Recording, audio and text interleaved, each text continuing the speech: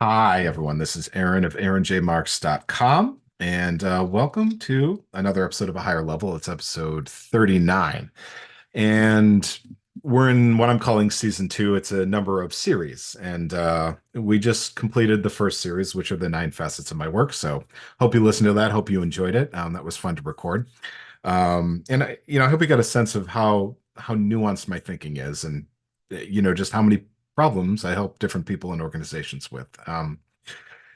Uh, so uh, I'm preparing to record um, the second series, which is about my new theory, commerce theory, and I'm pretty excited about commerce theory. I presented about it earlier this year. Let's see, it's kind of the two-thirds of the way through May as I'm recording this. Yeah, let's see. I presented about it. That was very interesting. I just started writing another book about it. I have a book already called The Complete Science of Human Dynamics.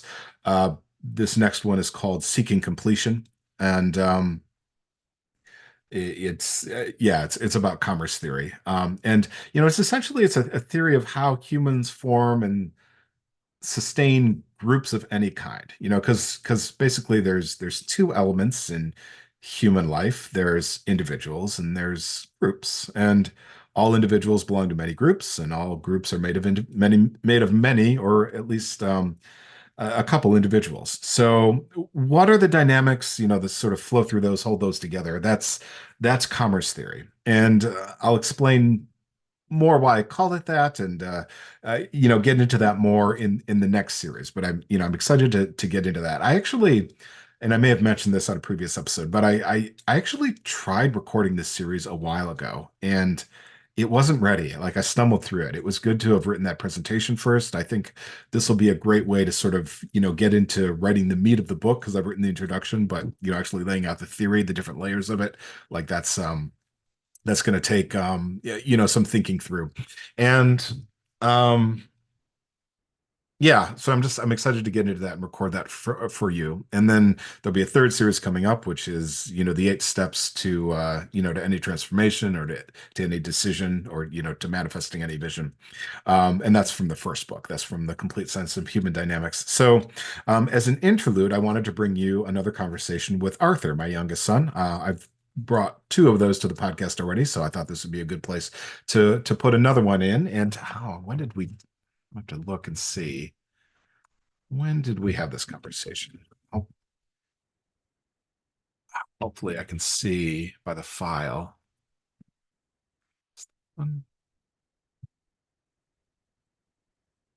Yeah, let's see. When was that recorded? I don't know. It doesn't tell me.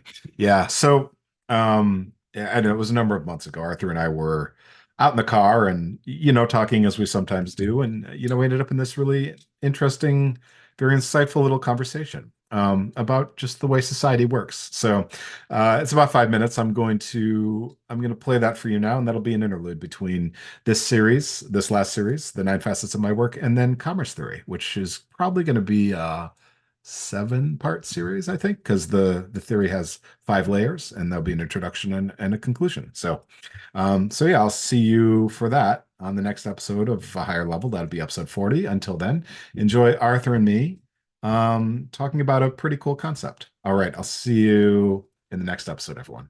This is Aaron of Aaron J. Marks, and this is A Higher Level. Take care. All right, how's it going, Arthur? Fine.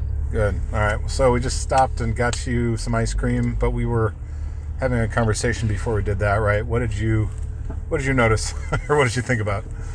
Well, so I was looking in some houses at the university, and I realized that every single person there has their own life, their own dreams and goals. Uh-huh. It's crazy. Yep.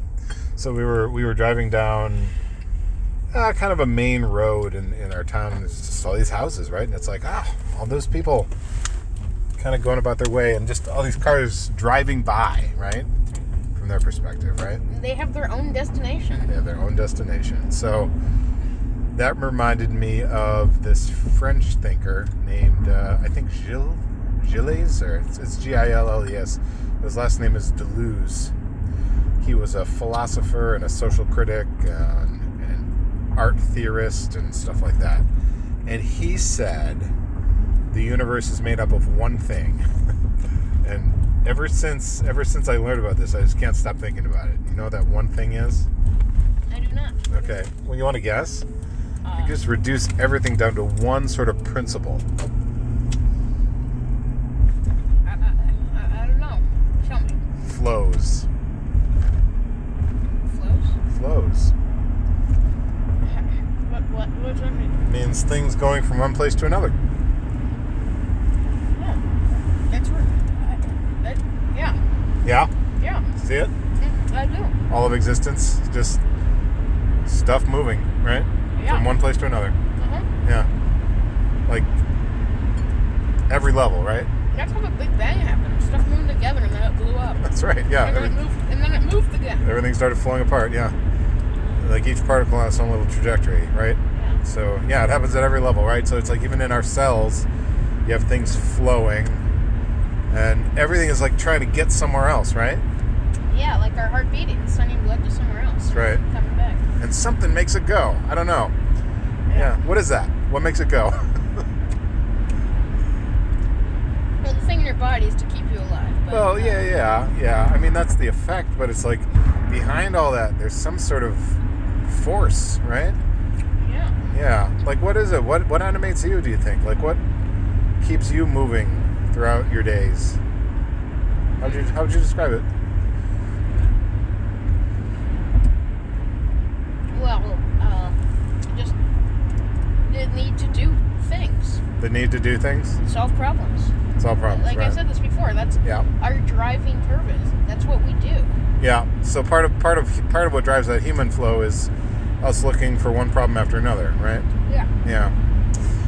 I think what I'm trying to get at, though, is like what underlies that, all of that, because it's like when you look at, I don't know, the sap in a tree that's flowing, right? Is that solving a problem? When an electron whizzes around the nucleus of an atom, is that solving a problem? You know? Maybe. When a river flows, when water moves from higher ground to lower ground, is that solving a problem?